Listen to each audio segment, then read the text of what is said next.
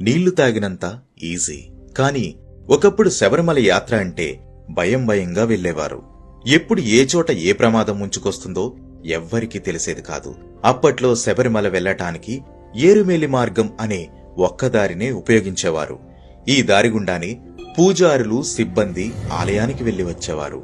పూజారులు స్వామివారికి ప్రత్యేక పూజలు చేసేవారు కాబట్టి వీరు ఎప్పుడు వెళ్లినా గుంపులు గుంపులుగా ఒకే బృందంగా వెళ్లేవారు.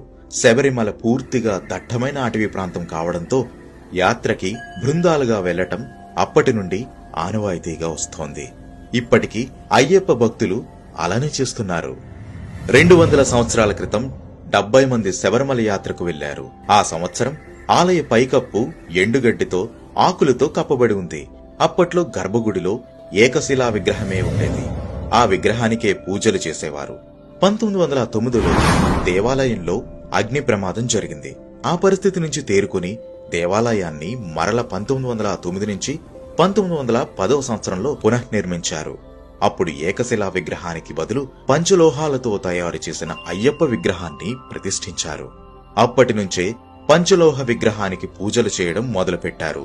1935 తర్వాత భక్తుల సంఖ్య గణనీయంగా పెరగటంతో మకర జ్యోతి దర్శనానికే కాకుండా మండల పూజ కోసం కూడా భక్తులను ఆలయంలోకి ఆహ్వానించారు. కొత్తగా చాలక్కాయ మార్గం, వడిపెరియారు మార్గం ఏర్పడటంతో శబరిమల యాత్రకు వచ్చేవారి సంఖ్య రోజు రోజుకు మరింత పెరిగింది. కేవలం మకర జ్యోతి సమయంలోనే కాక విషు, పంకుని ఉత్తరం, ఓనం వంటి పండుగల సమయంలో కూడా ఆలయ ద్వారాలు తెరిచి ఉంచేటట్లు 1945వ సంవత్సరంలో ఆలయ బోర్డు నిర్ణయం తీసుకుంది. 1950 వరకు పరశురామ నిర్మితమైన దేవాలయం 3 సార్లు అగ్నికి ఆహుతైంది.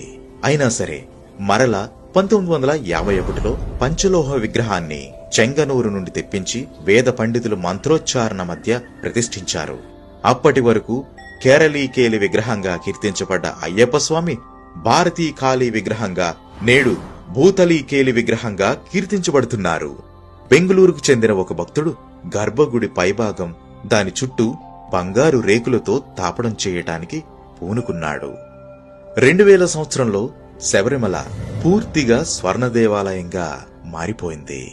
1984 పూర్వం 18 ఎక్కటానికి పరశురామ నిర్మితమైన రాతి మెట్లనే భక్తులు ఉపయోగించేవారు. మెట్లను ఎక్కేటప్పుడు ప్రతి మెట్టిపై కొబ్బరికాయను కొట్టేవారు. దాంతో భక్తులు మెట్లు ఎక్కటానికి ఇబ్బంది పడేవారు. ఇది దృష్టిలో పెట్టుకుని బోర్డు వారు 1985లో 18 పంచలోహ కవచాన్ని కప్పి మంత్రతంత్రాలతో కప్పేశారు.